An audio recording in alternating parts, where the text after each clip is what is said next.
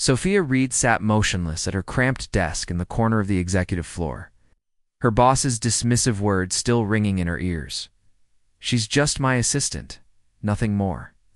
That's how Maxwell Pierce, CEO of Sterling Innovations, had introduced her to the board members earlier that morning, as if her 5 years of dedication and 80-hour work weeks meant nothing.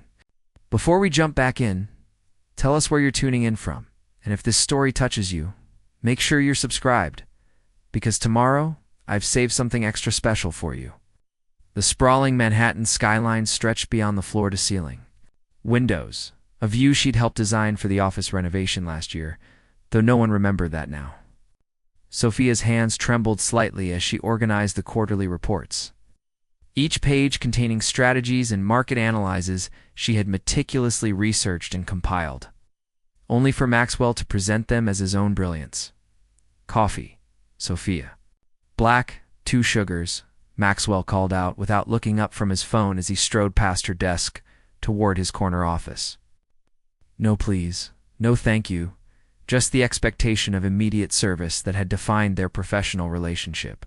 For years, at 32, Sophia had once imagined herself leading meetings in corner offices, not fetching coffee for men who underestimated her capabilities. Her MBA from Columbia gathered dust on her resume while she managed Maxwell's calendar and massaged his ego. Rising from her desk, Sophia caught her reflection in the glass partition separating her workspace from the main hallway. Her chestnut hair was pulled back in a practical bun, her face free of makeup except for a touch of lip balm, the standard issue. Gray pantsuit she wore chosen specifically to blend into the background suddenly felt like a costume in a play where she'd been miscast. "Make that 2 coffees," Maxwell called, his voice carrying the entitled edge that came from a lifetime of privilege. "Harrison Kent is stopping by to discuss the Singapore merger." Sophia's stomach tightened at the mention of Harrison's name. The venture capitalist whose firm was backing Sterling's expansion into Asian markets was notoriously difficult to impress. She'd spent weeks preparing the presentation materials for this unscheduled meeting, another example of Maxwell's disregard for her time and planning. In the break room, Sophia prepared Maxwell's coffee with mechanical precision. 5 years of her life spent anticipating his needs, managing his crises, and smoothing over his missteps with clients. 5 years of "sorry I can't make it" texts. 2 friends until they stopped inviting her places. 5 years of postponed dreams while she convinced herself this was just a stepping stone to something better. "You look like you could use something stronger than coffee," remarked Zoe Chen, the marketing director and one of the few executives who treated Sophia as a person rather than office furniture. "Let me guess. Maxwell has another emergency. Meeting he didn't bother to tell you about until the last minute?" Sophia managed a tired smile. "Harrison Kent is dropping by to discuss Singapore." Zoe rolled her eyes.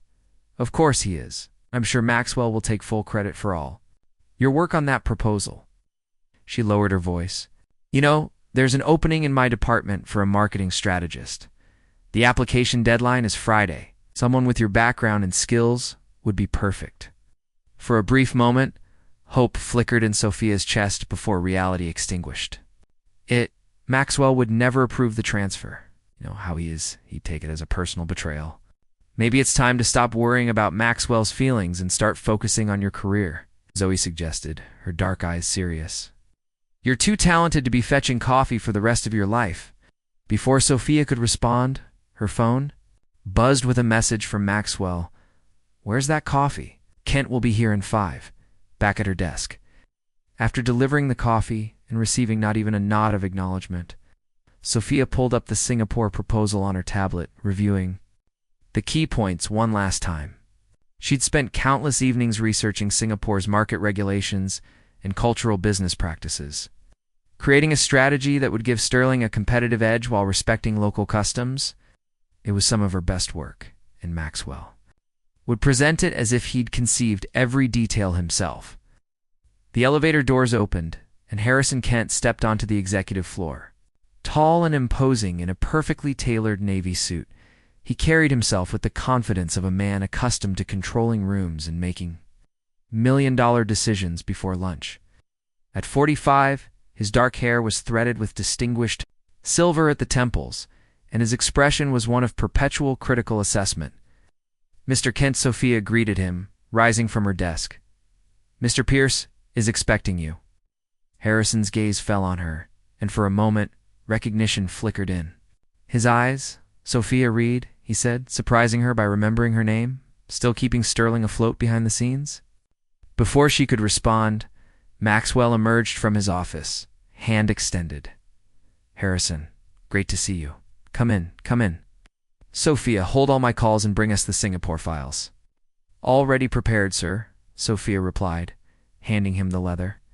"Portfolio containing the presentation materials?" Maxwell took the portfolio without looking at her.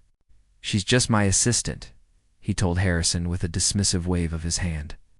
"But she's good at keeping things organized. Now, let's talk about this exciting opportunity." The door closed behind them, leaving Sophia standing alone in the hallway, invisible once again. She returned to her desk, the familiar knot of resentment tightening in her chest. On her computer screen, a calendar notification popped up. Dinner with Grandma Eliza to 7 p.m. At least she had that too. Look forward to assuming Maxwell didn't manufacture some crisis requiring her to stay late, as he often did. Preparing and narrating this story took us a lot of time, so if you are enjoying it, subscribe to our channel. It means a lot to us. Now back to the story. The meeting with Harrison stretched past 1 hour, then 2. Through the glass walls of Maxwell's office, Sophia could see her boss gesturing enthusiastically, flipping through her meticulously prepared slides and charts as if he'd created them himself. Harrison, meanwhile, maintained his trademark stoic expression, occasionally jotting notes but giving little away. At 6:30 p.m. Just as Sophia was beginning to hope she might make it to dinner with her grandmother on time, Maxwell's door opened. "Sophia, we need the latest market projections for Southeast Asia, and the research on local partnership opportunities in Malaysia and Thailand as well," Maxwell called out, not bothering to approach her desk. "Those aren't finalized yet, Sophia," replied, her heart sinking. "They're still in draft form. We'll bring what you have. Mr. Kent wants to see everything." Maxwell's tone made it clear this wasn't a request open for negotiation. Sophia glanced at her watch. Sir, I have a personal commitment this evening that this is a $100 million deal."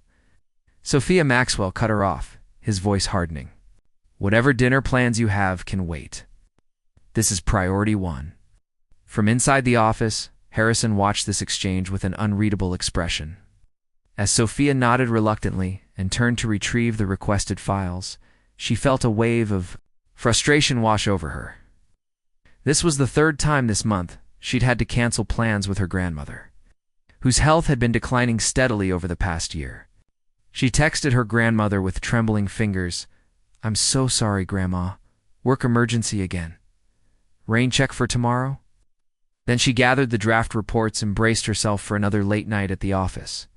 Inside Maxwell's office, she placed the additional materials on the conference table, careful to keep her expression neutral despite the anger simmering beneath the surface. "These are still preliminary," she explained, directing her words to Harrison rather than Maxwell.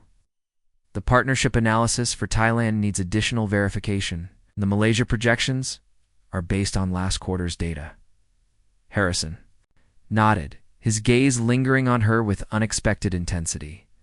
"Thank you, Ms. Reed. I appreciate your thoroughness. Sophia can get you anything else you need," Maxwell interjected smoothly. "She's very resourceful." "Indeed," Harrison replied, his tone impossible to read. "I wonder, Ms. Reed, if you might join us for this discussion? Since you've done the research, your insights would be valuable." Sophia froze, caught off guard by the request.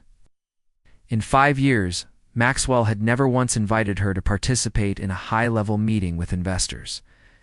Maxwell's smile tightened, almost imperceptibly. "Oh, I don't think that's necessary. I can cover all the details. Besides, Sophia has other tasks to attend to." "I insist," Harrison said, his voice pleasant but firm. "In my experience, it's always beneficial to hear directly from the analysts who compiled the data." Trapped Maxwell gestured stiffly to an empty chair. "Of course. Join us, Sophia." For the next hour, Sophia found herself in the unprecedented position of explaining her research directly to Harrison Kent, with Maxwell watching like a hawk from across the table. She outlined her analysis of Singapore's regulatory environment, the cultural considerations for American companies entering the market, and the strategic partnerships she'd identified as critical for success. More important than you realize. There was something in her grandmother's tone that Sophia had never heard before. An urgency that went beyond their usual discussions about her career frustrations. "I promise," she said finally. "But Grandma, what's going on? Are you okay?" "I'm fine," Eliza assured her, though the brief flicker of her gaze suggested otherwise. "Sometimes life presents unexpected opportunities, and we have to be brave enough to seize them. I think you're ready for such an opportunity, even if you don't know it yet." Later that night, as Sophia took the subway back to her apartment in Queens, her grandmother's cryptic words echoed in her mind. What had Eliza been looking at when she arrived? What was this dinner party really about? Who was this mysterious person her grandmother wanted her to meet? The train rattled through the dark tunnel. Sophia stared at her reflection in the window, barely recognizing the woman looking back at her. 5 years of sublimating her own ambitions, of saying yes, sir, and right away, sir, of watching less qualified men advance while she remained stuck in place. It had taken a toll she was only now beginning to acknowledge. "Know your place," Maxwell had said. But what if her place wasn't what he thought it was? What if there was more to her story than being just an assistant? As the train emerged from the tunnel, the lights of the city blazed against the night sky like 1,000 possibilities she'd been too afraid to imagine. Tomorrow would bring another day of Maxwell's demands and dismissals. But beyond that loomed her grandmother's dinner party and the strange sense that something significant was about to change. Her phone buzzed with an email notification from Harrison Kent. "Miss Reed, thank you for your insights today. I'd like to discuss the Singapore project further. Are you available for coffee this week? Regards, Harrison Kent." Sophia stared at the screen in disbelief. Harrison Kent, one of the most influential venture capitalists in New York, wanted to meet with her, not Maxwell, but her. The prospect was both thrilling and terrifying. If Maxwell found out, he would see it as the ultimate betrayal. She declined. She would be passing up an opportunity that might never come again. As the train pulled into her station, Sophia made her decision. She would meet with Harrison, attend her grandmother's mysterious dinner party, and for once in her professional life, she would put her own interests first. Maxwell Pierce had defined her for long enough. It was time to rewrite the narrative, time to discover who Sophia Reed could be when she stopped being just an assistant and started being herself. In her tiny apartment, with its view of the neighboring building's brick wall rather than the Manhattan skyline, Sophia kicked off her sensible work heels and opened her laptop. Instead of checking Maxwell's emails, as she normally would before bed, she navigated to the internal job board at Sterling Innovations and found the marketing strategist position Zoe had mentioned. The job description read like a catalog of everything she'd been doing unofficially for years: market analysis, strategic planning, competitive research, campaign development. The only difference was that in this role, she would receive credit for her work instead of watching someone else claim it as their own. With a deep breath, Sophia began to update her resume, highlighting the projects she'd contributed to and the strategies she'd developed. All the invisible work that had propelled Maxwell's career while stalling her own. By the time she finished, it was past midnight, but for the first time in years, she felt a spark of genuine hope. Tomorrow would be different. Tomorrow, she would begin to reclaim her power, one small act of courage at a time, and whatever her grandmother had planned, Sophia would face it with open eyes and an open heart, ready for change at last. The Sterling Innovations office buzzed with its usual morning energy as Sophia stepped off the elevator, coffee in hand, not Maxwell's, but her own for once. She'd arrived early, but not to prepare for Maxwell's day as she typically would. Instead, she'd spent 30 minutes polishing her application for the marketing strategist position before submitting to HR. The simple act of pressing submit had sent an exhilarating jolt through her system. It was small, perhaps, but it felt monumental, a declaration of worth after years of allowing herself to be diminished. "Someone looks different today," observed Zoe Chen, appearing beside Sophia's desk with her characteristic timing. "Did you finally kick Maxwell to the curb?" Sophia smiled, tucking away her phone, where Harrison Kent's email still awaited her response. "Not yet, but I applied for the marketing position." Zoe's eyes widened. "Seriously? That's fantastic. When did you—" "Good morning, Sophia." Maxwell's voice cut through their conversation as he strode toward them, not bothering to slow his pace. "I need the revised Singapore projections on my desk in 20 minutes for my call with the CFO. And where's my coffee?" Zoe shot Sophia a sympathetic look before retreating to her own department, leaving Sophia to face her boss's demanding start to the day. "Good morning, Mr. Pierce," Sophia replied with deliberate formality. "The revised projections are already printed and waiting in the blue folder on your desk. As for coffee, the executive kitchen is fully stocked with your preferred brand." Maxwell paused mid-stride, turning to fix her with a look of disbelief. "Excuse me, I've been thinking about our conversation yesterday," Sophia continued, maintaining a professional tone despite her racing heart. "You're right that I should focus on my actual job responsibilities. My contract states I'm your executive assistant, not your personal barista. I believe my time is better spent on the strategic work that directly impacts Sterling's business objectives." The color rising in Maxwell's face suggested he wasn't accustomed to such pushback, especially not from the woman who had catered to his every whim for 5 years. "We seem to have different interpretations of your role here," he said coldly.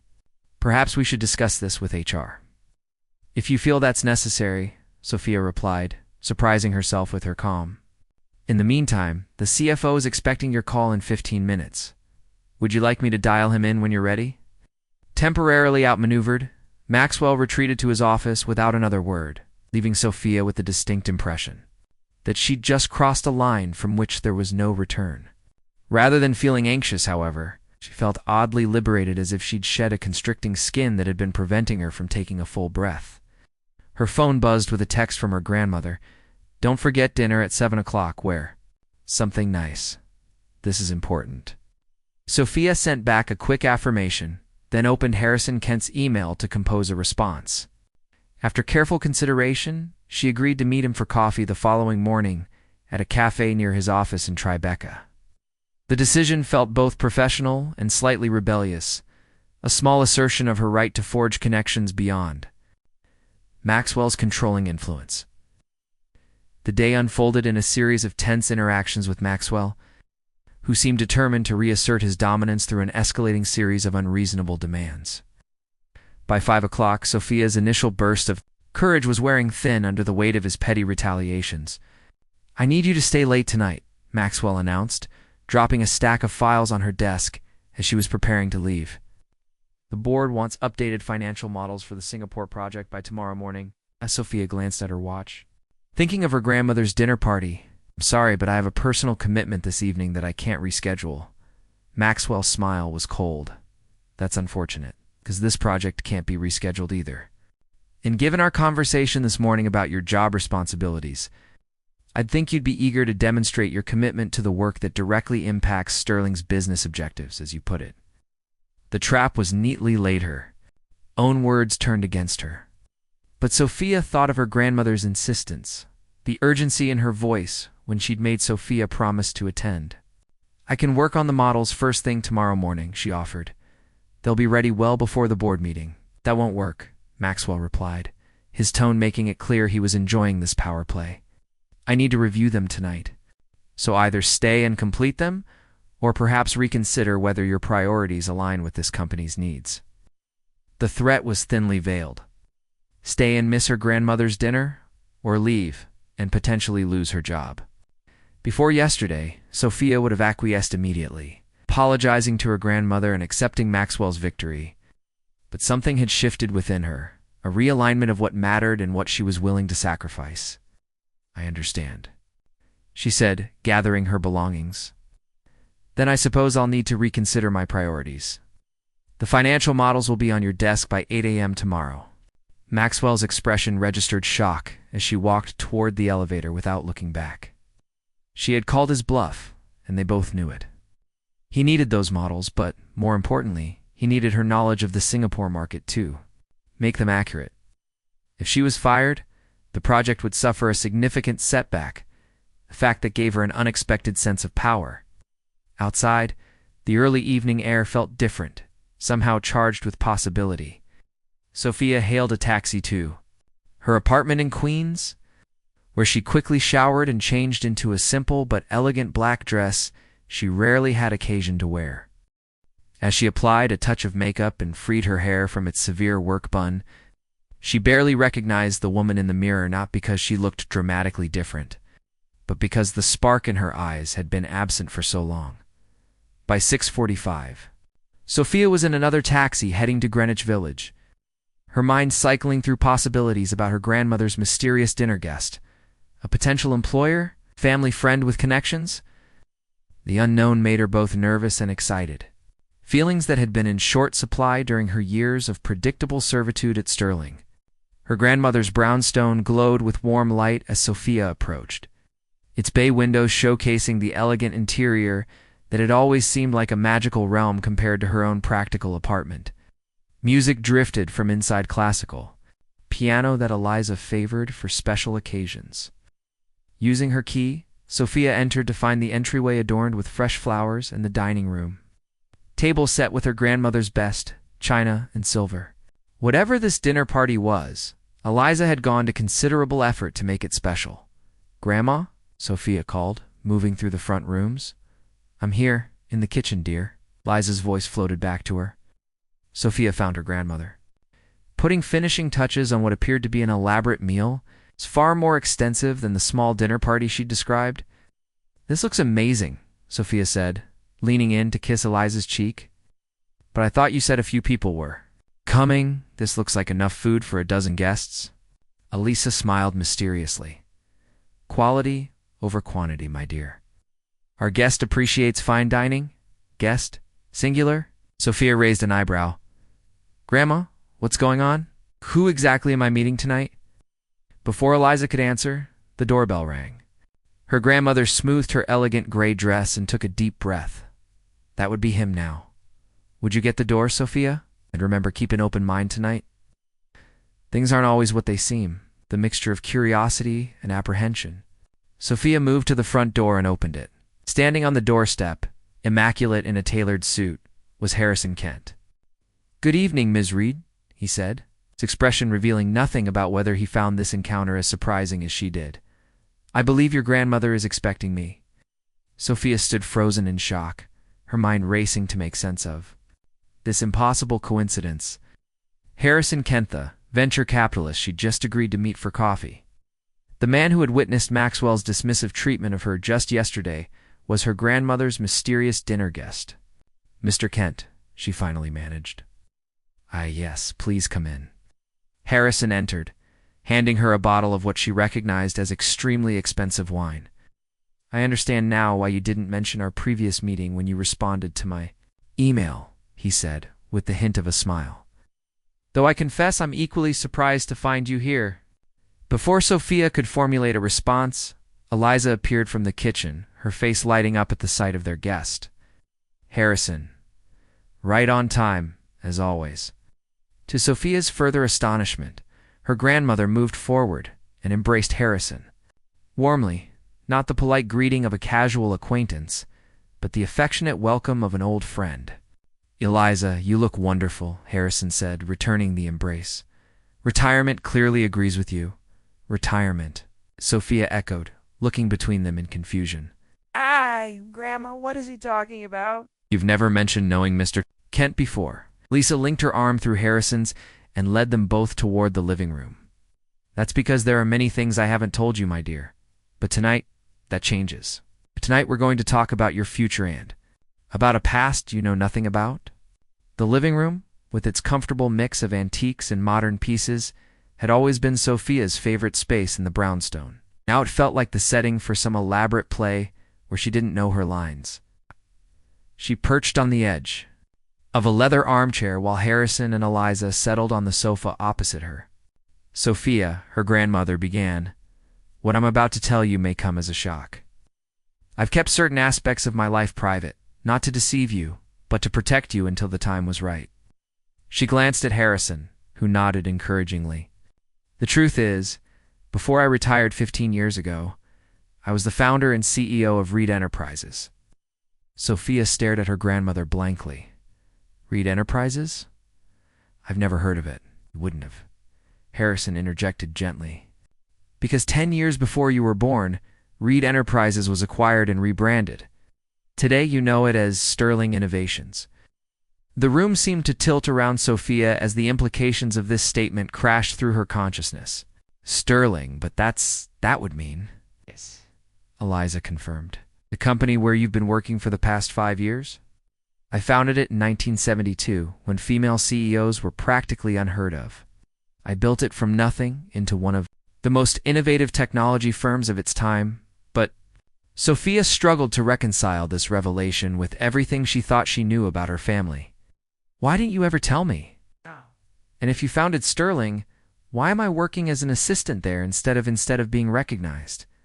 As the founder's granddaughter, Elisa finished for her. Because I wanted you to make your own way, without the weight of my name opening doors that might otherwise remain closed to you. I wanted you to understand the business from the ground up, as I did. So you orchestrated my hiring at Sterling? Sophia asked, a note of betrayal creeping into her voice. No, Harrison answered before Eliza could respond.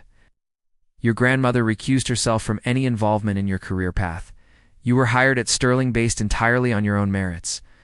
In fact, when you applied for the executive assistant position 5 years ago, I was the one who reviewed your resume, without knowing your connection to Eliza. Sophia turned to her grandmother, her emotions a turbulent mix of confusion, hurt, and growing indignation. But you've watched me struggle. There for years. You've listened to me talk about Maxwell's treatment, about being overlooked and undervalued. If you had this kind of connection to the company, why didn't you do something? Eliza's expression softened with sympathy. Because true strength isn't handed to us, Sophia, it's forged through challenges. Would you have developed the same? Resilience, the same determination. If I had simply arranged a director-level position for you from the start, would you have truly believed in your own capabilities if they had never been tested? That's not fair, Sophia protested, although a part of her understood the logic behind her grandmother's decision. Could have at least told me the truth about who you were, Eliza acknowledged. But I feared that knowledge would change how you approached your work at Sterling. I wanted you to experience the company as it truly is, not as a place where your grandmother once held power. Harrison cleared his throat. If I may? Your grandmother has spoken of you often over the years, Sophia. She's tracked your progress with immense pride, even as she respected your need to establish yourself independently. When I realized yesterday who you weren't just Eliza's granddaughter, but the brilliant mind behind the Singapore strategy that Maxwell Pierce was presenting as his own, I knew it was time for certain truths to come to light. Sophia looked between them, still struggling to process this dramatic reshaping of her reality. So yesterday's meeting with Maxwell? That wasn't coincidence? No, Harrison admitted. As a major investor in Sterling, I specifically requested to review the Singapore expansion plans. When I learned Maxwell was leading the project, I suspected, based on what Eliza had shared about your role, that the real work was likely yours. I wanted to see for myself. And now? Eliza reached for a folder on the coffee table, the same one Sophia had glimpsed the previous evening. Now, my dear, we discuss the future, your future, and Sterling's. She opened the folder to reveal legal documents bearing Sterling's corporate logo. What Harrison hasn't mentioned is that his firm and I together hold controlling interest in Sterling Innovations, and we've become increasingly concerned about the company's current leadership. Maxwell, Sophia said, the pieces falling into place. Harrison nodded grimly. Maxwell Pierce was appointed CEO 3 years ago, primarily because of his family connections to certain board members. Since then, Sterling's innovation pipeline has stagnated. Employee turnover has increased dramatically, and the company's market position has weakened relative to competitors. The board has been divided on how to address these issues, Eliza continued. Half want to replace Maxwell immediately, The others argue for giving him more time to correct course. As the deciding vote, I've been carefully monitoring the situation and using me as your spy, Sophia asked, unable to keep the edge from her voice. No, Elisa replied firmly, using my own judgment and Harrison's regular reports. At Sterling have simply confirmed what we already suspected, that Maxwell Pierce is more concerned with appearances than substance, more invested in his own advancement than the company's success. Harrison leaned forward, his gaze intent on Sophia. Yesterday, when you explained the Singapore strategy, you demonstrated more market insight and strategic thinking in 30 minutes than Maxwell has shown in 3 years as CEO. That wasn't just impressive. Sophia, it was revelatory. A heavy silence fell over the room as Sophia absorbed the weight of everything she'd learned. The company she'd poured her talents into for 5 thankless years had been founded by her own grandmother. The venture capitalist she'd been intimidated by was actually her grandmother's friend and ally. And now they were both suggesting, "What exactly? What do you want from me?" she finally asked, her voice quiet but steady. Liza exchanged a glance with Harrison before responding. "We want you to take your rightful place at Sterling, Sophia. It's not as an assistant, but as a leader. The board is meeting next week to vote on Maxwell's future," Harrison explained. "Based on yesterday's performance and a review of the projects you've quietly spearheaded over the past 5 years, I'm prepared to nominate you for a senior position regardless of the outcome of that vote." Sophia shook her head in disbelief. "A senior position? She stopped herself, realizing she was about to echo Maxwell's dismissive characterization. "I've been an executive assistant for 5 years. No one will take me seriously in a leadership role. They will when they see your work," Harrison countered. "The Singapore strategy alone demonstrates your capabilities, and there's something else." He reached into his jacket pocket and withdrew a small velvet box, which he handed to Eliza. Sophia watched in confusion as her grandmother opened the box to reveal a ring. An elegant band of platinum set with a solitary diamond that caught the light and scattered it around the room. "This belonged to your grandfather," Eliza said softly. "He gave it to me when we founded Reed Enterprises together. It was a symbol of our partnership in business and in life." She held the box out to Sophia. "Now I want you to have it." "Grandma, I can't. I mean, it's beautiful, but I'm not even in a relationship, let alone married." Eliza smiled enigmatically. "The ring isn't about marriage, Sophia. It's about claiming your power. In my day, a wedding ring was sometimes the only way a woman could be taken seriously in business circles. Things have changed, thank goodness, but symbols still matter." She pressed the box into Sophia's hands. "Wear it to work tomorrow. See how differently people respond to you." "I don't understand," Sophia said, looking down at the ring. "How would this change anything?" "Perception is reality in the corporate world," Harrison observed. "Right now, Maxwell and others perceive you as just an assistant, someone to fetch coffee and take notes. But a woman wearing a significant ring like this one projects authority, stability, connection. It challenges their assumptions about who you are and what you're capable of." "It's not about deceiving anyone," Eliza added, sensing Sophia's hesitation. "It's about disrupting the narrative they've constructed about you long enough for them to see the truth that's been there all along." Sophia carefully lifted the ring from its velvet nest, feeling its substantial weight in her palm. The diamond wasn't ostentatious, but it had presence, much like her grandmother. "And then what?" "I waltz into Sterling wearing Grandpa's ring, and suddenly everyone sees me differently." "Not everyone," Harrison acknowledged. But it might create just enough cognitive dissonance to make space for a new perception to take hold. Especially if you combine it with the kind of confidence you showed in my meeting yesterday, the kind that comes from knowing your own worth." Sophia slipped the ring onto her finger, surprised to find it fit perfectly. The platinum band felt cool against her skin. But there was something undeniably empowering about its presence, as if she were carrying a piece of her grandmother's strength with her. "There's more we need to discuss," Eliza said, her expression turning serious. "About your parents, about the history of Sterling, and about certain decisions the board will need to make in the coming weeks. But for tonight, I want you to sit. With what you've learned, ask any questions you have, and then consider what you want your next steps to be." As they moved to the dining room for dinner, Sophia felt as if she were walking through a dream, one where the fundamental truths of her existence had been suddenly rearranged. The grandmother she'd always known as a retired teacher had actually been a pioneering female CEO. The company where she'd felt invisible for years had been founded by her own family, and the assistant's desk she'd occupied, thinking it the closest she would get to meaningful work, might have been merely a temporary station on the way to something far greater. Over Eliza's exquisite meal, Harrison shared stories of the early days of Reed Enterprises, painting a picture of Sophia's grandparents as visionary entrepreneurs who had challenged the technological and social conventions of their time. Eliza, in turn, revealed details about Sophia's parents that she'd never known. How her father had been the company's brilliant lead engineer, and her mother, its creative marketing director, before their tragic accident. "They would be so proud of you," Eliza said, reaching across the table to squeeze Sophia's hand. "Not because of any position you might hold, because of the woman you've become. Someone who values substance over status, who does excellent work even when it goes unrecognized, who maintains her integrity even when surrounded by those who don't."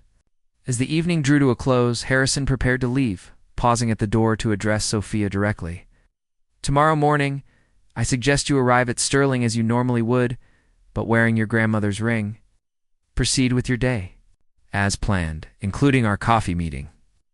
By then, certain wheels will already be in motion regarding Maxwell's future at the company."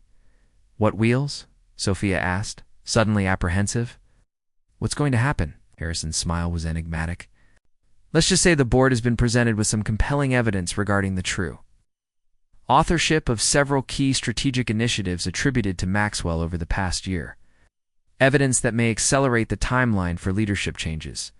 At Sterling, after Harrison departed, Sophia helped her grandmother clear the dinner dishes, her mind still reeling from the evening's revelations. "Why now?" she asked as they worked side by side in the kitchen. "After all these years of secrecy, why tell me everything tonight?" Eliza paused, her expression momentarily vulnerable in a way Sophia rarely witnessed. "Else, because life is unpredictable. My dear, my recent health concerns have reminded me that time isn't infinite. I needed to ensure you understood your heritage before," she trailed off, shaking her head as if to dismiss unwelcome thoughts. "Before what, Grandma?" Sophia pressed, a cold fear settling in her stomach. "Before any more time passed," Eliza said firmly. "Before you spent another day believing yourself to be less than the remarkable woman you are.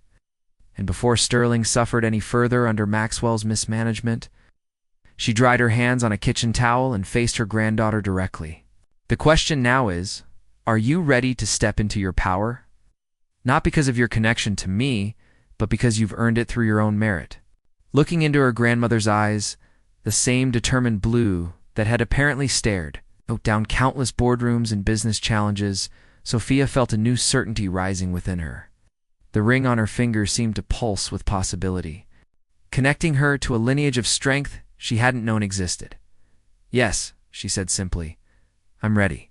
Later that night, in her apartment, Sophia sat at her small desk and opened her laptop. Instead of checking Maxwell's emails or preparing for tomorrow's work as she usually would, she navigated to Sterling's corporate website and began reading its history with new eyes. The sanitized version presented online made no mention of Eliza. Reed or Reed Enterprises, positioning Sterling as the brainchild of a group of male executives who had supposedly founded it in the early 1980s. Full decade after her grandmother had actually built the company. This erasure of her grandmother's contributions stirred something fierce in Sophia's chest, not just indignation, but resolve.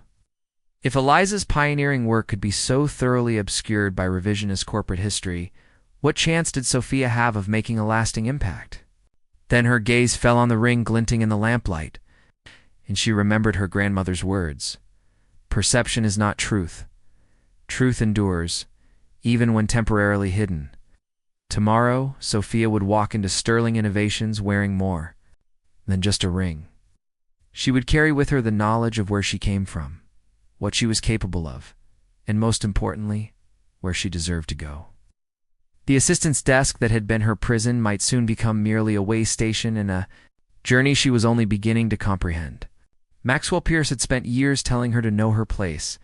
Tomorrow, she would show him and everyone else at Sterling exactly what that place was.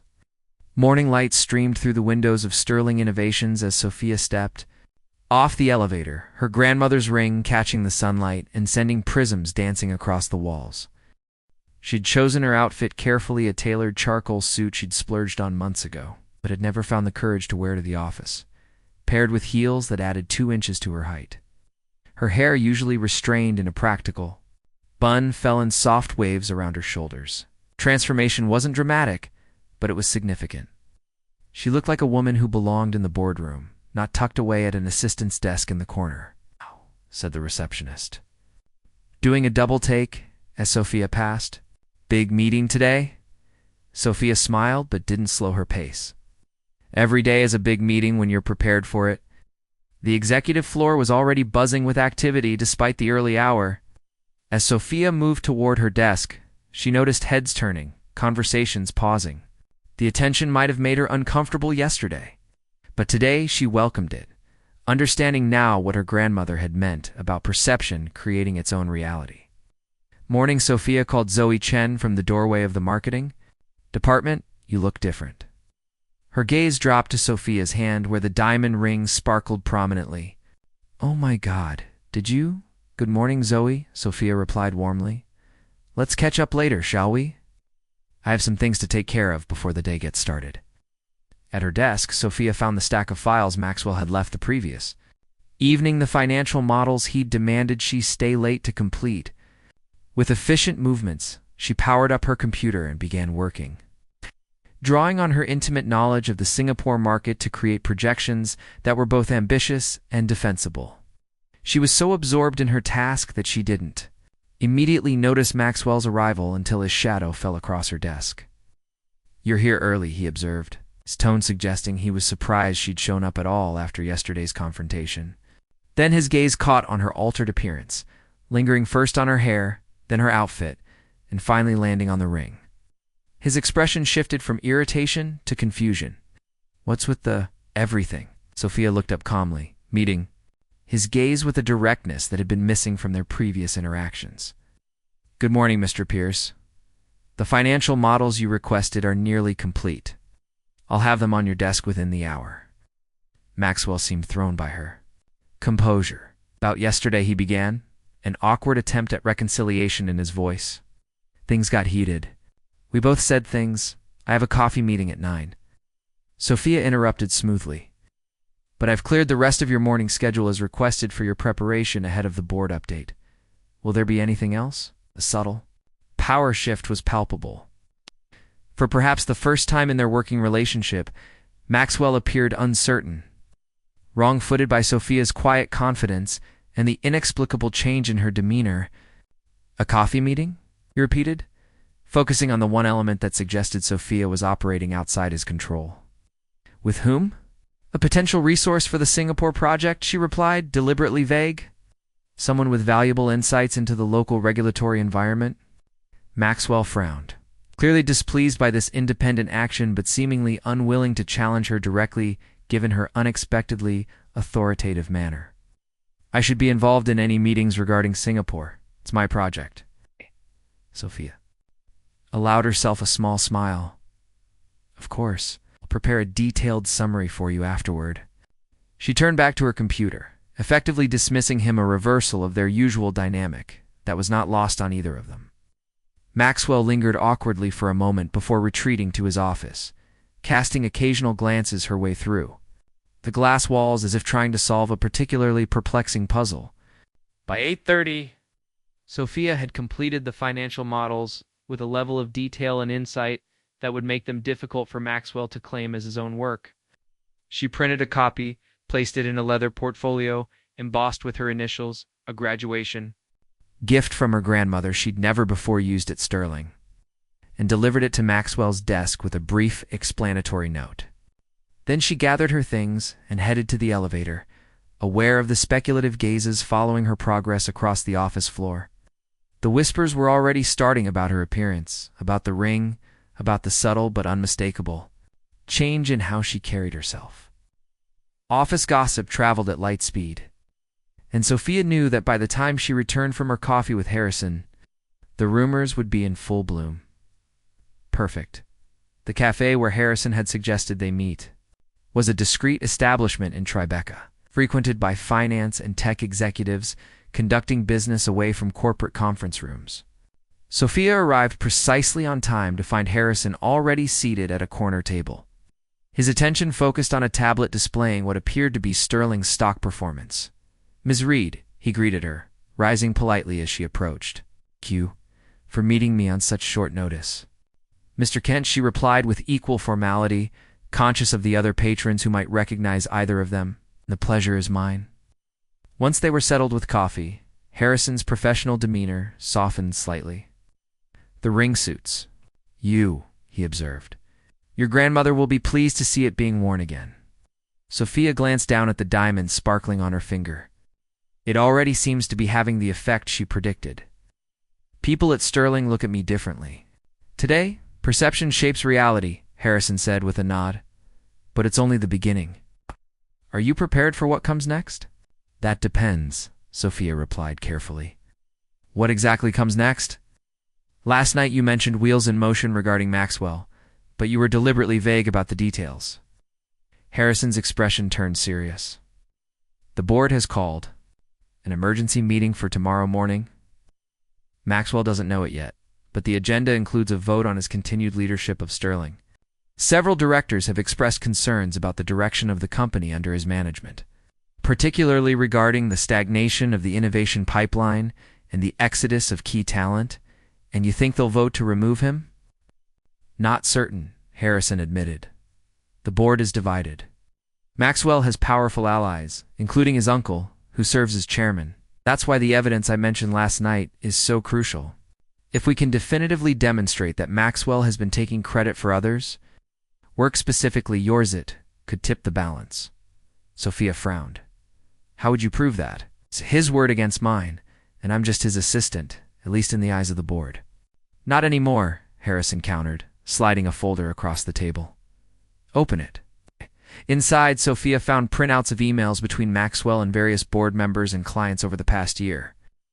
Emails in which he claimed sole authorship of strategies and analyses that Sophia had developed, often forwarding her work with her name removed from the documents. "How did you get these?" she asked, scanning the damning evidence with growing indignation.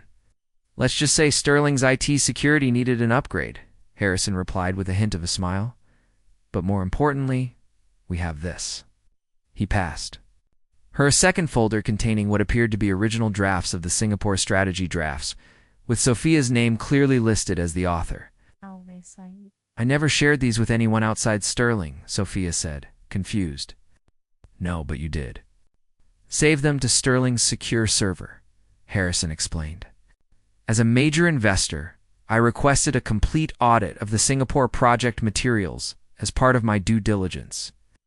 These documents were included in that audit." Sophia sat back, absorbing the implications. "So, tomorrow, the board will see evidence that Maxwell has been systematically taking credit for my work. Then what? You said something about nominating me for a senior position?" Harrison nodded. "Based on the quality of your strategic thinking, particularly regarding the Singapore expansion, I intend to propose you for the position of Director of International Strategy, reporting directly to the CEO, which would still be Maxwell, if the vote goes his way," Sophia pointed out. "True," Harrison acknowledged.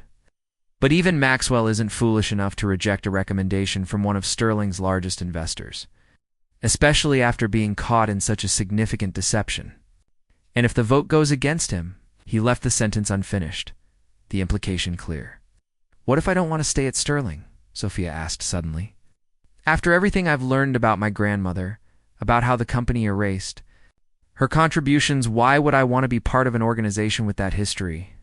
Harrison regarded her thoughtfully. "Perhaps because you're in a position to change that history, to reclaim your grandmother's legacy while establishing your own. But that's ultimately your decision to make." He checked his watch. "I have another appointment. But before I go, What would you like me to tell the board about your interest in the director position should it be offered? Sophia considered the question, turning her grandmother's ring on her finger as she weighed her options. The pull of justice was strong, the desire to see Maxwell face consequences for years of taking credit for her work. But there was something deeper at stake here. Her own worth, her own vision for her future. Tell them, she said finally, that I'm open to discussing any position that values my contributions appropriately and offers scope for meaningful impact on Sterling's future. But also tell them that I have other options under consideration. It wasn't entirely true yet, but Sophia was beginning to understand the power of strategic ambiguity. Harrison smiled, seeming pleased with her response. Perfect. Now, suggest you return to Sterling and proceed with your day as normally as possible. Maxwell will be notified of tomorrow's emergency board meeting by noon. His reaction should be illuminating. As they parted outside the cafe, Harrison offered one final piece of advice. Remember, Sophia, your grandmother, didn't build Reed Enterprises by waiting for permission to lead. She simply led, and the world eventually caught up to her vision. You have more of her in you than you realize. The walk back to Sterling's offices gave Sophia time to process the rapidly evolving situation.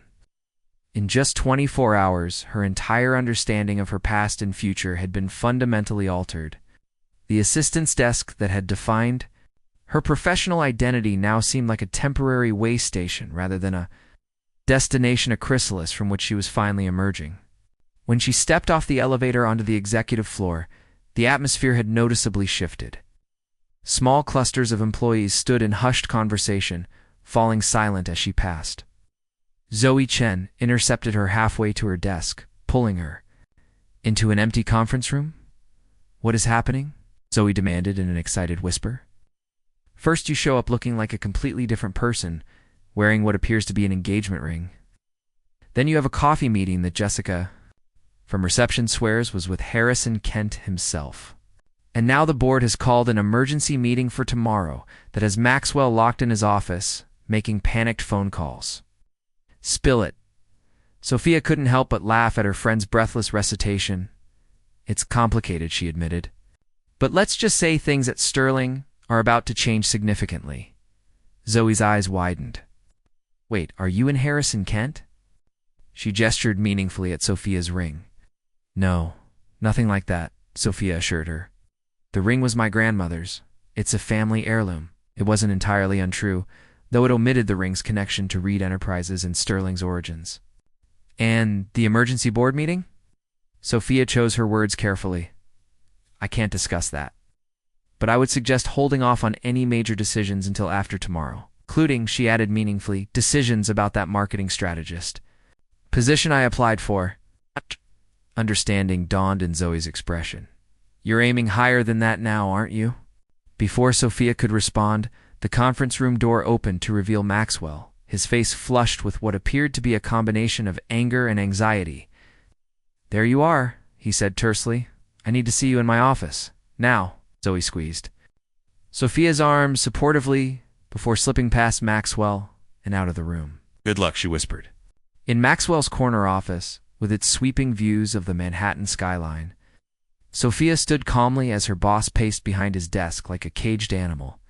The contrast between his agitation and her composure was striking, another reversal of their usual dynamic.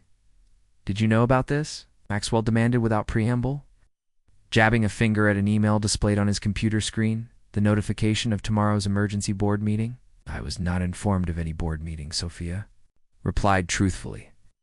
She hadn't known about it until Harrison told her this morning, after the notification would have been sent. Maxwell studied her face for signs of deception, clearly unconvinced.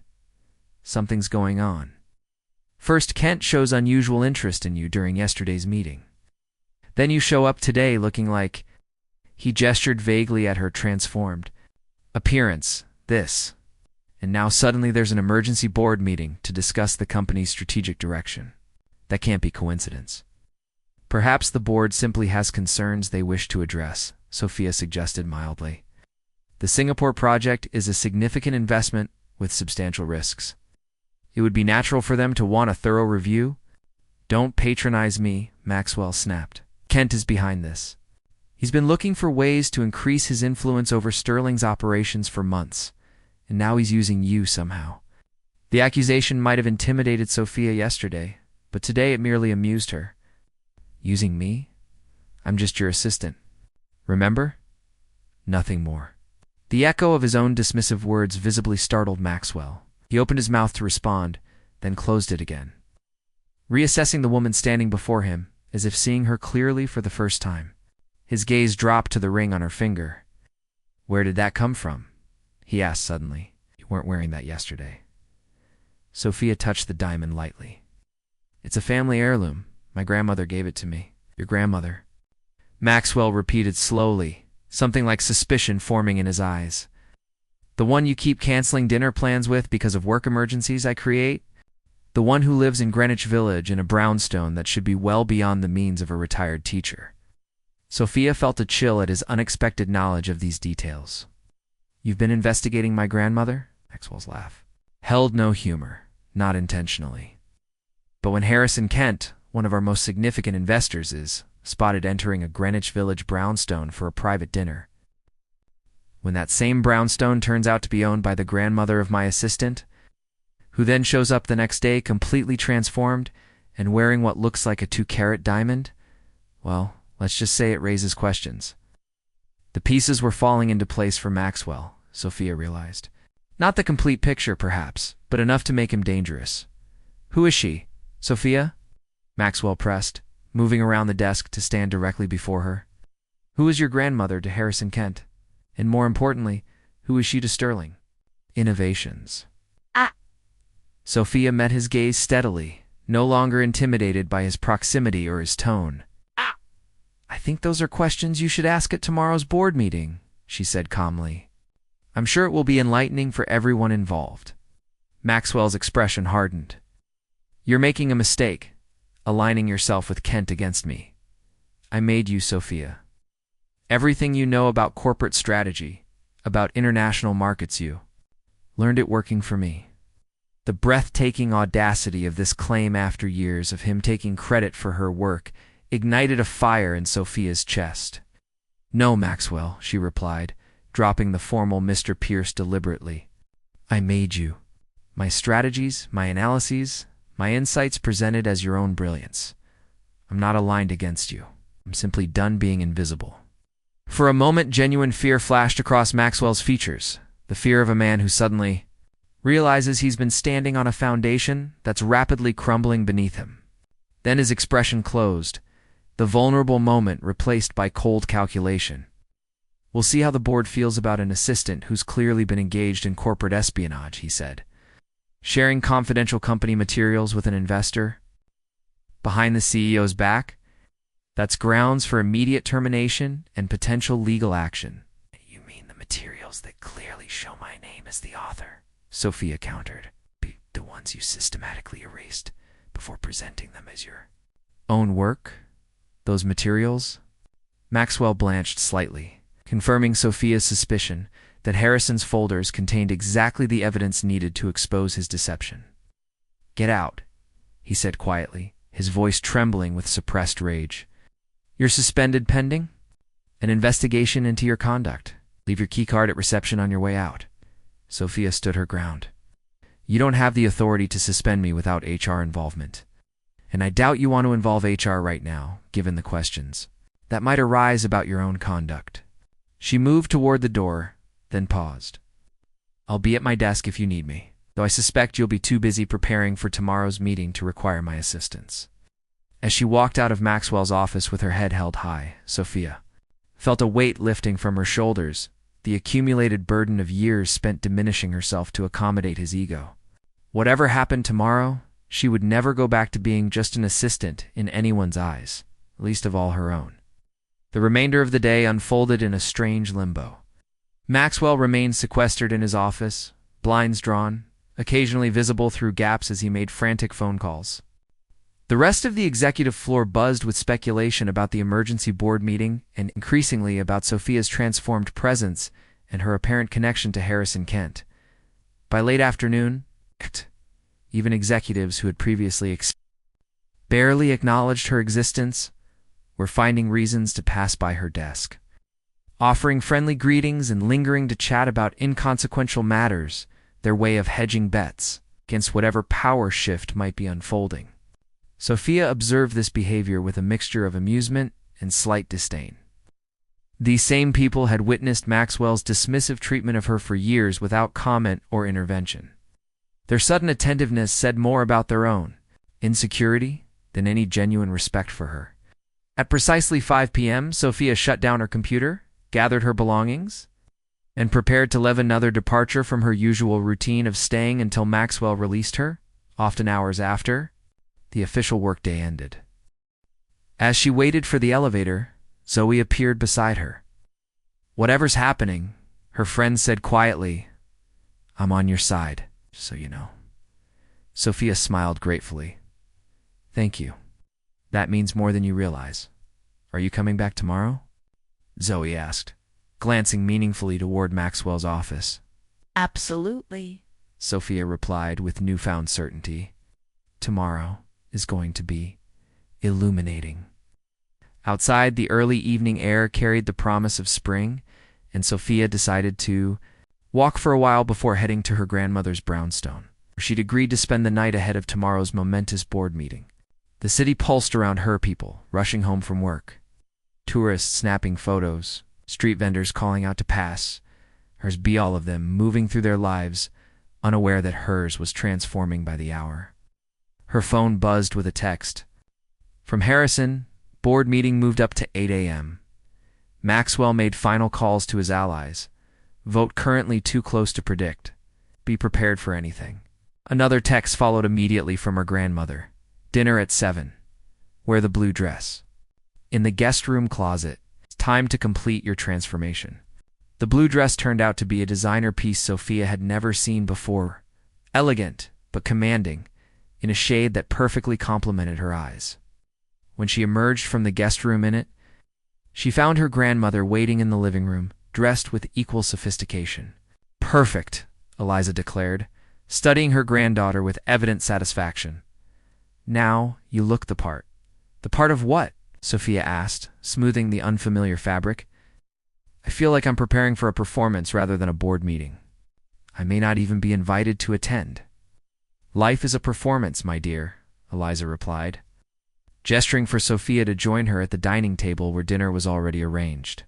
"Especially in business. Men have always understood this, the power of presentation, the impact of the right suit, the right watch, the right handshake. Women are taught to believe substance should speak for itself, but in reality, perception often speaks louder." As they ate, Eliza shared stories of her early days building Reed Enterprises, the dismissals she'd faced, the meetings where men addressed her husband instead of her despite her being the CEO, the constant need to be twice as prepared and 3 times as confident as any male counterpart. "What you're experiencing with Maxwell is nothing new," she told Sophia. "Men like him have always existed, taking credit for women's work, dismissing their contributions, viewing them as support rather than equals. What's different now is that you have something I didn't have at your age." "The company?" Sophia suggested wryly. Eliza laughed. "Well, yes, that too. But I was thinking of awareness. I spent years believing I had to play by their rules, navigate their systems, accept their limitations. You've grown up knowing, at least in theory, that those limitations are artificial imposed rather than inherent.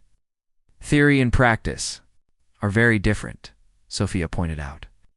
"Knowing sexism exists didn't prevent me from spending 5 years letting Maxwell take credit for my work." "True," Eliza acknowledged. "But it might prevent you from spending the next 20 years doing. The same knowledge is the beginning of change, not the end of it."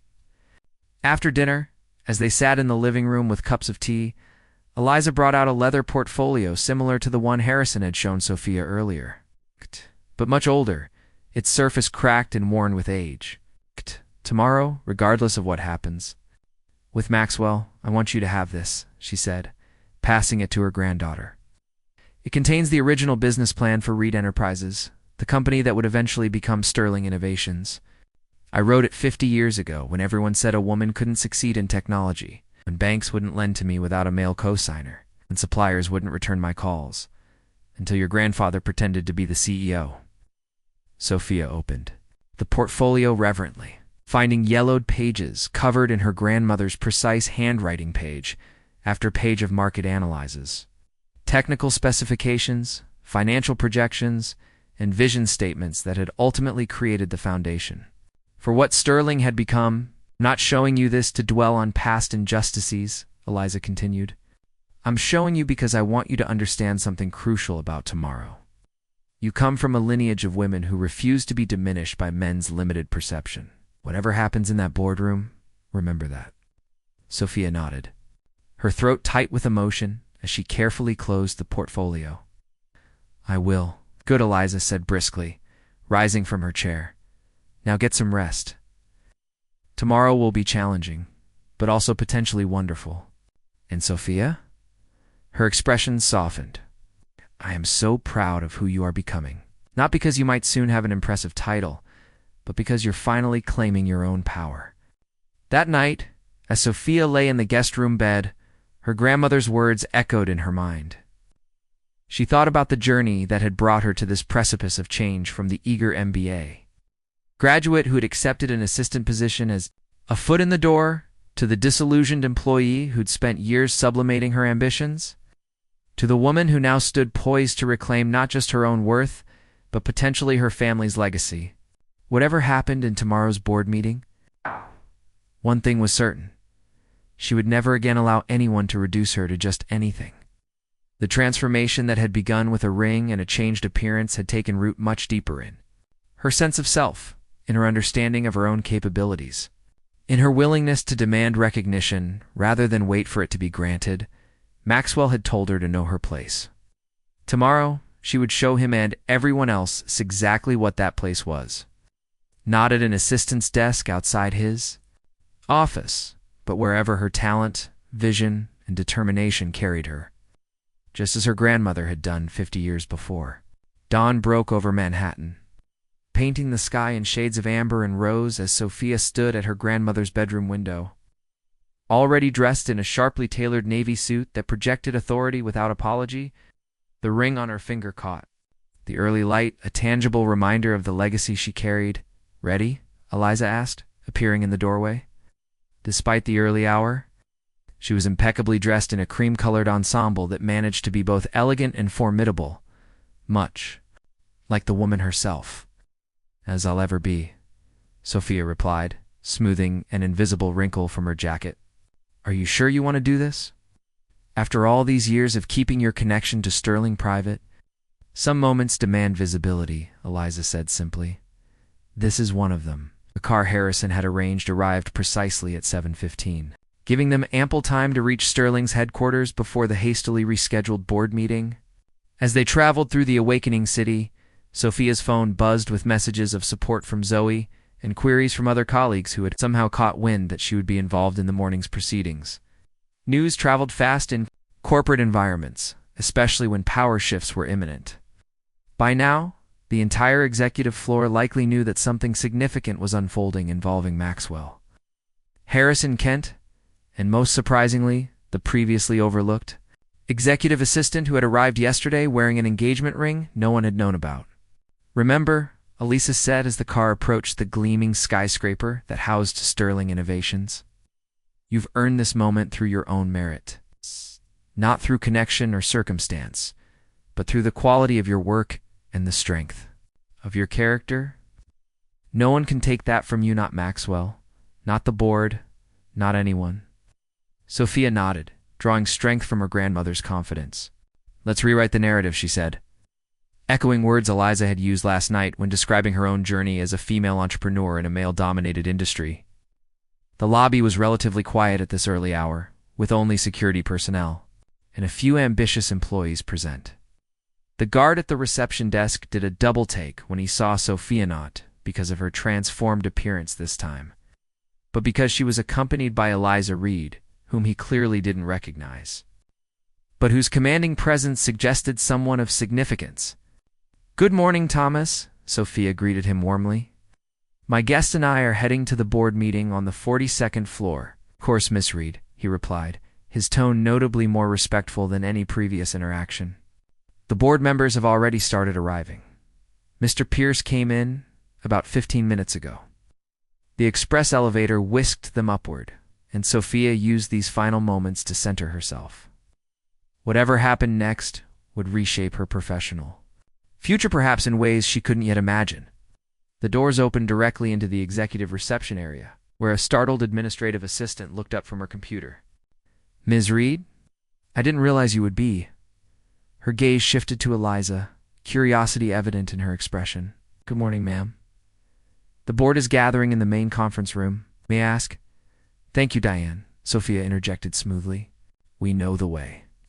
As they approached the conference room, Sophia could see through the glass walls that several board members had already assembled. Maxwell stood at the head of the table, engaged in what appeared to be an intense conversation with an older man Sophia recognized as his uncle, the current chairman. Harrison Kent sat midway down the table, outwardly calm but watchful, his attention shifting immediately to the door as Sophia and Eliza appeared. The conversation inside faltered as heads turned toward them. Maxwell's expression morphed from confusion to shock as he registered not just Sophia's presence, but the woman beside her woman whose face, though aged by decades, would be familiar to anyone who had seen the original photographs of Red Enterprise's founding team. Photos that still hung in the company's historical display on the lobby level. Harrison rose immediately. Perfect. "Timing," he said, moving to open the door for them. "Ladies and gentlemen of the board, may I introduce Eliza Reed, founder of Reed Enterprises and majority shareholder of Sterling Innovations." He paused, allowing the ripple of astonishment to move through the room before continuing. "And her granddaughter, Sophia Reed, whose strategic work many of you have already admired, though perhaps without knowing its true authorship." The silence that followed was electric. Maxwell stood frozen at the head of the table, his face draining of color as the full implications of this introduction crashed over him. His uncle, the chairman, appeared equally stunned, his gaze darting between Eliza and Sophia as if trying to reconcile this revelation with his understanding of the company's history. "Ms. Reed," one of the female board members finally said, addressing Eliza with a mixture of surprise and respect, "this is unexpected. We were under the impression that you had divested your interests in Sterling years ago." "Common misconception," Eliza replied calmly, taking a seat at the table as if she had been attending these meetings all along. "One that suited my purposes for many years. But circumstances change, and there comes a time when silence serves no one's best interests, least of all Sterling's."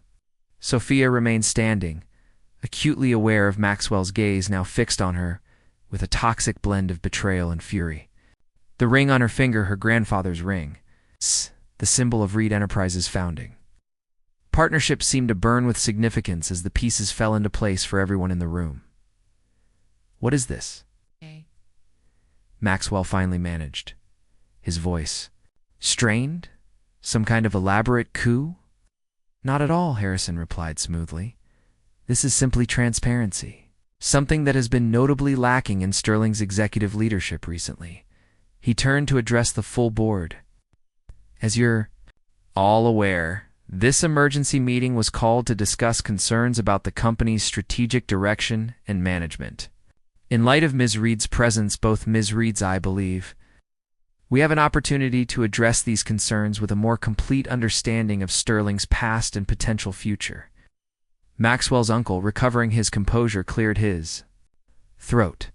"While this is certainly an interesting development, it doesn't change the agenda of today's meeting.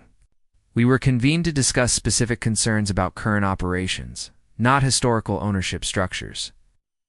"On the contrary," Eliza interjected, her voice carrying the authority of someone accustomed to being heard in boardrooms. "The two are inextricably linked. Sterling's current challenges, its stagnating innovation pipeline, its loss of market share to more agile competitors, its failure to develop next-generation leadership all stem from a fundamental disconnect from the principles upon which Reed Enterprises was founded." She opened a leather portfolio, the same one she had shown Sophia the previous evening, and distributed copies of documents to each board member. These are the original vision statements and strategic frameworks that built this company. Principles that have been systematically abandoned under the current leadership. Sophia watched as the board members reviewed these materials there, expressions registering varying degrees of surprise and recognition. Even those aligned with Maxwell couldn't deny the stark contrast between the innovative, forward-thinking approach outlined in Eliza's documents and the conservative, risk-averse direction Sterling had taken in recent years. This is all very interesting from a historical perspective, Maxwell said, attempting to regain control of the narrative, but ultimately irrelevant to Sterling's current challenges. We're operating in a completely different market environment than Reed Enterprises faced 50 years ago. Are we? Sophia spoke for the first time, her voice steady despite the intensity of the moment. The technologies have changed, certainly, but the fundamental challenges haven't identified unmet needs. Developing innovative solutions, building trust with customers, nurturing talent within the organization, these are timeless principles that transcend specific market conditions. She moved to the screen at the end of the conference room and pulled up the Singapore strategy she had developed, the complete version, not the watered-down presentation Maxwell had shared with the board previously. This approach to the Singapore market exemplifies those principles. She continued, highlighting key elements of the strategy. It identifies opportunities for Sterling to leverage local expertise, rather than imposing standardized solutions. It builds partnerships with regional innovators instead of competing against them. It creates pathways for knowledge transfer that benefit both Sterling and the Singapore business community. As she walked the board through her strategy, Sophia could see recognition dawning in their eyes, recognition that they were witnessing something exceptional. Not just a well-crafted market entry plan, but a vision for how Sterling could transform its entire approach to global expansion. When she finished, the room was silent for a moment before one of the board members, a woman Sophia recognized as the former CEO of a major tech firm, spoke up. "This is extraordinarily impressive work, Ms. Reed, but I'm confused. I was under the impression that Mr. Pierce developed this strategy. That's certainly how it was presented to the board last quarter." All eyes turned to Maxwell, whose expression had shifted from anger to something closer to resignation as he recognized the trap closing around him. "I believe these materials may clarify that confusion," Harrison said, distributing the folders containing the evidence of Maxwell's systematic appropriation of Sophia's work, the emails where he claimed sole credit, the documents where he had removed her name, the presentations where he had presented her analyses as his own insights. The next hour unfolded like a carefully orchestrated prosecution, with Harrison methodically presenting evidence of not just Maxwell's appropriation of Sophia's work on the Singapore project, but a pattern of similar behavior stretching back through his entire tenure as CEO, work from other team members claimed as his own, ideas from junior staff presented without attribution, innovations developed by the engineering department repackaged as executive initiatives. Through it all, Maxwell alternated between feeble defenses as CEO. "Everything that happens at Sterling ultimately reflects my leadership and attempts to shift blame. My assistant should have been more clear about her contributions if she felt they weren't being recognized." But the evidence was overwhelming, and with each new revelation, support for Maxwell visibly eroded even among board members who had initially seemed aligned with him. His uncle, the chairman, sat in stone-faced silence, his earlier confidence replaced by what appeared to be a dawning recognition of just how thoroughly his nephew had deceived them all. When Harrison finished presenting the evidence, the chairman finally spoke.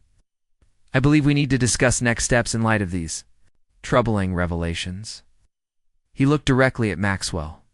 "Perhaps it would be best if you stepped out while the board deliberates." "You can't be serious," Maxwell protested, his voice rising. "You're going to let them ambush me like this, with allegations that can't possibly be verified in a single meeting? Every document Harrison has presented is available for forensic verification," Eliza pointed out calmly. "The metadata, the server logs, the email trails all can be independently examined." "But I suspect that won't be necessary, will it, Maxwell? Because you know exactly what an investigation would reveal." The look that passed between them was charged with unspoken history, the founder of a company facing the man who had attempted to erase her legacy while simultaneously exploiting her granddaughter's talents. After a tense moment, Maxwell gathered his papers with shaking hands. "This isn't over," he said, his gaze shifting from Eliza to Sophia. "Family connections and old loyalties won't save a company that's facing the challenges Sterling is. The board will realize that soon enough." With that final attempt to assert authority, he strode from the room, the glass door swinging shut behind him with a decisive click. In the silence that followed, Sophia became acutely aware of how completely the dynamics in the room had shifted. The board members were looking at her now not as Maxwell's assistant, but as someone whose strategic thinking they had already implicitly endorsed through their previous approval of his Singapore plan and as the granddaughter of the woman who had founded the company they governed. "I believe we have several matters to address," the chairman said finally, his tone carefully measured. "Ms. Reed," he paused, glancing between Eliza and Sophia. "The elder Ms. Reed, perhaps you could clarify your current stake in Sterling and your intentions going forward." Elisa nodded, pulling out additional documents from her portfolio. "I currently hold 28% of Sterling's shares, making me the largest individual shareholder. Harrison's firm controls another 17%, giving us together a controlling interest." She slid the documents toward the chairman. "As for my intentions, they are straightforward: to see Sterling return to the principles of innovation, integrity, and inclusive leadership that built it in the first place." The chairman reviewed the ownership documents, his expression impossible. "To read, and you believe Mr. Pierce is incapable of leading that return?" "The evidence speaks for itself," Harrison interjected. "Under Maxwell's leadership, Sterling has seen its market share decline by 12%. Its innovation pipeline shrank by 40%, and its employee satisfaction scores dropped to the lowest levels in company history. Those aren't just failures of execution, they're failures of vision and character." One by one, the board members began to speak, their initial shock giving way to focused analysis of the situation. Some expressed outrage at Maxwell's deception. Others raised concerns about the potential disruption of a leadership change. A few questioned why Eliza had remained silent for so long, allowing the company's direction to drift so far from its founding principles.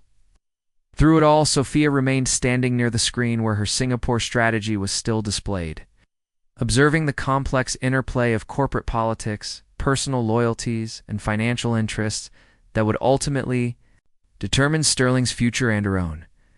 Finally, after nearly 40 minutes of discussion, the chairman called for a vote on Maxwell's continued leadership. The result was decisive, 10-2 in favor of immediate removal, with Maxwell's uncle and one other board member the only dissenters. "So it's settled," the chairman said, his tone suggesting he had already accepted the inevitable outcome. "Maxwell Pierce is terminated as CEO of Sterling Innovations, effective immediately." He turned to Harrison. "I assume you have thoughts about interim leadership while we conduct a proper search." Before Harrison could respond, Eliza spoke up. "If I may, I believe Sterling already has the leadership it needs, leadership that understands both its history and its potential future." She gestured toward Sophia. "My granddaughter has demonstrated not just strategic brilliance, but the kind of ethical foundation and innovative thinking that Sterling was built upon. I propose she be appointed interim CEO while the board evaluates her suitability for the permanent position." A stunned silence greeted this suggestion. Even Sophia, who had anticipated some form of advancement from this meeting, hadn't expected her grandmother to propose such a dramatic elevation. "Grandma," she said quietly, "I appreciate your confidence, but that's exactly what Sterling needs," Harrison finished for her, his support immediate and unequivocal. "Ms. Reed's strategic vision is already guiding the company's most significant expansion in a decade. Her understanding of both the technical and market challenges Sterling faces is comprehensive. And perhaps most importantly, she represents a return to the values that made this company exceptional in the first place." The chairman frowned, clearly uncomfortable with the speed at which events were unfolding. While Ms. Reed's contributions are certainly impressive, jumping from executive assistant to CEO is unprecedented. The market would question such a dramatic promotion, as would our employees and partners. Then perhaps we should ask Ms. Reed Herself, what role she envisions, suggested one of the female board members, who had been particularly impressed by Sophia's presentation. After all, she's the one who would have to navigate these challenges. All eyes turned to Sophia, and in that moment, she felt the weight of expectation from all sides, her grandmother's belief in her capabilities, Harrison's strategic support, the board's cautious evaluation, and somewhere beyond the glass walls, a certain knowledge that the entire company was already buzzing with speculation about what was unfolding in this room. She took a deep breath, remembering everything that had brought her to this moment, the years of invisible work, the systematic undermining of her contributions, but also the strength she had found in reclaiming her worth, in refusing to be diminished any longer. "Thank you for your confidence," she began, addressing her grandmother and Harrison before turning to the full board. "But I believe the chairman raises valid concerns. Sterling needs stability right now, not another disruption. What I would propose is this. Appoint me as Director of Strategic Initiatives, reporting directly to whoever is named Interim CEO. In that role, I can continue developing and implementing the Singapore strategy while demonstrating my capabilities. To the board and the company at large." She paused, noting the surprise on her grandmother's face and the thoughtful nod from Harrison. "If after 6 months my performance meets the board's expectations, we can discuss further advancement. This provides a more gradual transition that the market and our employees can understand and accept." The chairman's relief was visible. That seems a reasonable approach, one that acknowledges Ms. Reed's contributions while respecting the company's need for orderly succession planning. Vote was quickly taken, resulting in unanimous approval of Sophia's appointment to the newly created director position, with the board's strategic committee empowered to select an interim CEO from among the current executive team. As the meeting adjourned, board members approached Sophia one by one, offering congratulations and expressing interest in learning more about her vision for Sterling's future. The same executives who had barely acknowledged her existence 24 hours earlier now treated her with the deference reserved for someone with influence and authority. The transformation was dizzying, but Sophia maintained her composure, accepting their good wishes with gracious professionalism while inwardly marveling at how quickly perception could shift when circumstances changed. "You surprised me, Eliza," said when they finally had a moment alone in the now empty conference room. "I thought you would jump at the CEO position." Sophia smiled, touching the ring that had started this cascade of events. "I learned from you that true leadership isn't about titles, it's about impact. Right now, I can have more impact by focusing on the Singapore project and building credibility within the organization than by trying to manage a company I'm still learning about." Eliza's eyes shone with pride. "Wise beyond your years, just like your mother was." She reached out to straighten Sophia's already perfect collar, a gesture of affection disguised as practical help. "And what about Maxwell? Are you prepared for his reaction to all this?" "I expect he'll try to undermine me," Sophia acknowledged. "But he no longer has the power to define me or limit my opportunities. That's something he never really had. Just allowed him to think he did." Their conversation was interrupted by Harrison's return. "The news is already spreading throughout the building," he reported. Maxwell was escorted to his office to collect personal items and then out of the building. "The executive team has been notified of the leadership change." He turned to Sophia. "Your assistant's desk has been cleared. In your new office, the one reserved for the Director of Strategic Initiatives, is being prepared as we speak." "My assistant's desk," Sophia repeated, a wave of nostalgia washing over her despite everything. It's hard to believe I was sitting there just 2 days ago, believing that was the limit of my potential at Sterling. "Not the limit," Eliza corrected gently. "Just a way station on a much longer journey." She checked her watch. "Speaking of which, I believe you have a company to help transform. Harrison and I have some additional matters to discuss with the chairman about restoring Reed Enterprises to its proper place in Sterling's official history." Oh, As they parted in the executive lobby, Eliza embraced her granddaughter tightly. "Your parents would be so proud of you," she whispered. "Not because of the title or the office, but because you finally recognized your own worth." Sophia blinked back, unexpected tears. Thank you for believing in me before I believed in myself. That's what family does, Eliza replied simply. We see each other's potential even when it's hidden from everyone else, sometimes even from ourselves. The executive floor was alive with speculation when Sophia emerged from the elevator. Employees gathered in small clusters, conversations halting abruptly as she passed, only to resume in urgent whispers once she was beyond earshot. Word of Maxwell's dramatic removal and her own elevation clearly spread like wildfire through Sterling's efficient gossip network. Zoe Chen intercepted her halfway to her former desk, pulling her into an empty meeting room with an expression of delighted disbelief. Is it true? She demanded without preamble. Maxwell's gone and you're being promoted to director level? And her voice dropped to an awed whisper. Your grandmother is Eliza Reed? The founder of the company that became Sterling? Sophia couldn't help but laugh at her friend's breathless recitation of the morning's events. All true, she confirmed. Well, I'm surprised the family connection is already common knowledge. Are you kidding? The moment Maxwell was escorted out, people started digging into company history. Someone found those old photographs in the lobby display and made the connection to your last name. All those times you talked about your grandmother, you never mentioned she was basically a tech industry pioneer. Because I didn't know, Sophia admitted. Oh. Not until 2 days ago. She kept that part of her life private, wanting me to make my own way without trading on her name or reputation. Zoe shook her head in wonder. And the ring? The one everyone's been gossiping about since yesterday? Sophia glanced down at the diamond sparkling on her finger. It was my grandfather's gift to her when they founded Red Enterprises together, a symbol of their partnership in business and life.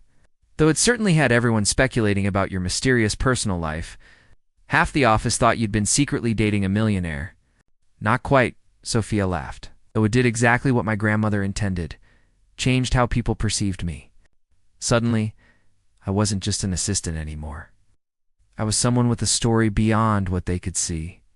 Their conversation was interrupted by Diane, the executive assistant who had greeted Sophia and Eliza earlier that morning. Ms. Reed, your new office is ready, and the interim CEO would like to meet with you when you're available. Thank you, Diane.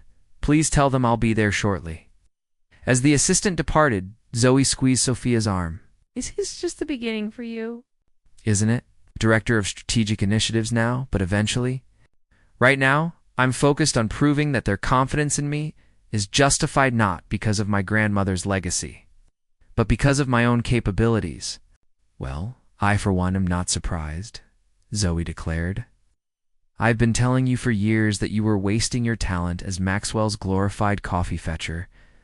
It just took a diamond ring and a secret family history for everyone else to see what I already knew. Sophia embraced her friend warmly. Thank you for believing in me when I struggled to believe in myself. That means more than any title or office ever could. As she made her way toward her new office, a corner space with actual windows, she was informed Sophia passed her former desk one last time. The surface was already cleared of her personal items, the space ready for whoever would next occupy the role of executive assistant.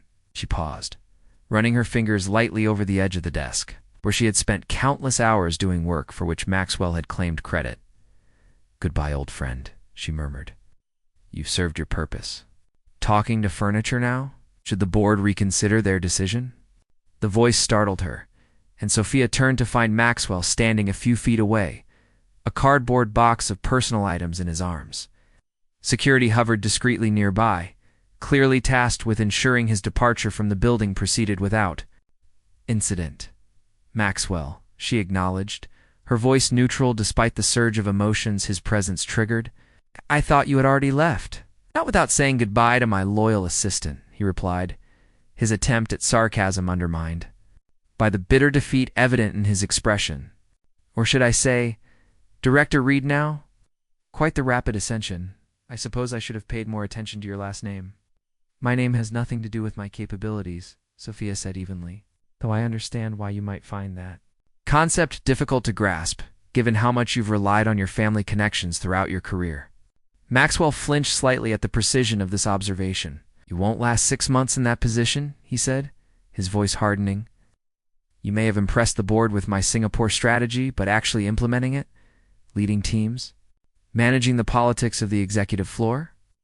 You're out of your depth, Sophia. She might have been intimidated by this assessment 2 days ago. Now, she merely smiled. Your Singapore strategy? Even now, you can't acknowledge the truth. That's why you failed, Maxwell. Because you lacked intelligence or vision. But because you couldn't recognize the value of others' contributions. You were so busy protecting your own status that you missed opportunities to truly lead. Security stepped closer, clearly concerned by the intensity of their exchange, but Sophia waved them back. This confrontation had been inevitable, and perhaps necessary a final severing of the dysfunctional dynamic that had defined her professional existence for too long. I gave you opportunities, Maxwell insisted, his voice rising slightly. Mentored you, included you in executive meetings, allowed you to develop your skills under my guidance. And this is how you repay that investment? By conspiring with your grandmother to steal my position? Sophia shook her head, not in disagreement but in wonderment at his capacity for self-deception. Is that truly how you remember our working relationship? Because from where I stood, you systematically took credit for my work, dismissed my contributions in public while privately relying on them, and treated me as a convenience rather than a colleague. She stepped closer, lowering her voice to ensure their conversation remained private despite the interested glances from nearby employees. The truly sad part, Maxwell, is that we could have been allies. Your connections and my strategic thinking might have made a formidable partnership. Instead, your insecurity led you to see me as a threat the moment I demonstrated value beyond fetching your coffee. Something shifted in Maxwell's expression, a flicker of recognition, perhaps even regret, quickly suppressed. You think you've won, he said finally, but Sterling is a small pond in a very large ocean. Our paths will cross again, Sophia Reed. And next time, I won't underestimate you. I hope you don't, she replied sincerely. Because underestimating people, women especially, has been your fundamental mistake. One I trust you won't repeat. In your next position, security moved forward again, more insistently this time. Mr. Pierce, we need to proceed to the lobby now. Maxwell adjusted his grip on the box of belongings and straightened his shoulders, attempting to salvage some dignity from this final exit.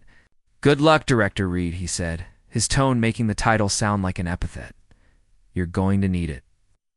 As he walked away, flanked by security personnel, Sophia felt not triumph, but a complex mixture of emotions. Vindication, certainly, but also a strange sense of closure.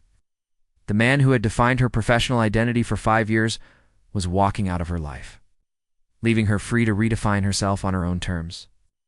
Her phone buzzed with a text from her grandmother. Dinner. Tonight to celebrate? Bring Zoe if you'd like. The future of Sterling should include strong friendships as well as strong strategies. Sophia smiled, typing a quick confirmation before turning toward her new office, her first true professional space at Sterling. With her name on the door and a view that encompassed not just the Manhattan skyline but possibilities she was only beginning to envision. The ring on her finger caught the light as she reached for the door handle, reminding her of the legacy she carried not as a burden of expectation, but as a foundation of strength. Her grandmother had built a company from nothing in an era when female executives were virtually unheard of. Her parents had contributed their own talents to that enterprise before their untimely deaths. And now Sophia would write the next chapter, blending their inspiration with her own unique vision. As she crossed the threshold into her new office, employees in the corridor paused to watch, their expressions a mixture of curiosity, respect, and in some cases, lingering skepticism. The transformation from invisible assistant to visible leader would not happen overnight. There would be challenges ahead, resistance to her authority, questions about her qualifications, perhaps even attempts by Maxwell's remaining allies to undermine her efforts. But for the first time in her professional life, Sophia felt fully present in her own narrative, no longer just an assistant, but a woman claiming her rightful place in a story that had been unfolding for generations.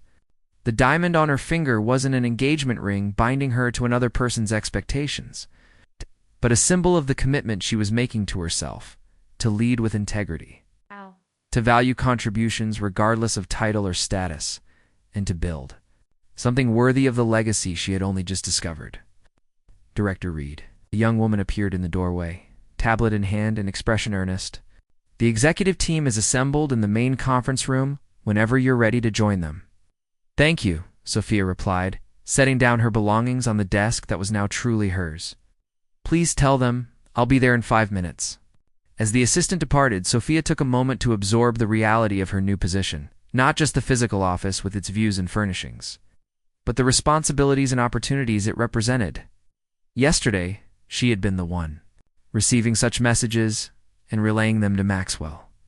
Today, she was the one being awaited by a room full of executives eager to understand her vision for Sterling's future. The journey from that cramped assistant's desk to this corner office had been swift and unexpected, propelled by her grandmother's intervention and Harrison's strategic support. But the capabilities that had earned her this opportunity had been present all along, waiting for the moment when she would finally recognize her own worth and refuse to be diminished by others' limited perception. Sophia straightened her shoulders, checked her reflection in the window, and adjusted her grandmother's ring, the symbol that had initiated this transformation. Then she stepped into the corridor, ready to meet the executive team, not as just an assistant, but as the woman she had always been beneath the constraints of that role: strategic, insightful, and finally undeniably visible. Up next, you've got 2 more standout stories right on your screen. If this one hit the mark, you won't want to pass these up. Just click and check them out. And don't forget to subscribe and turn on the notification bell so you don't miss any upload from us.